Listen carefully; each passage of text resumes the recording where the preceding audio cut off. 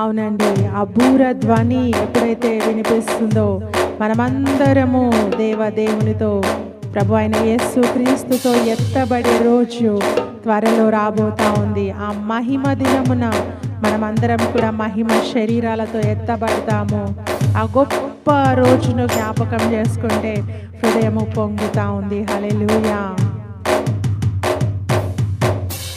ఆహా బూరా ఎప్పుడు ధ్వనించునో, ఆహా నాశ ఎప్పుడు తీరుతుందో, ఆహా బూరా ఎప్పుడు ధ్వనించునో, ఆహా నాశ ఎప్పుడు తీరుతుందో, తండ్రి నా కన్నీటిని తుడుచునెప్పుడు, ఆశతో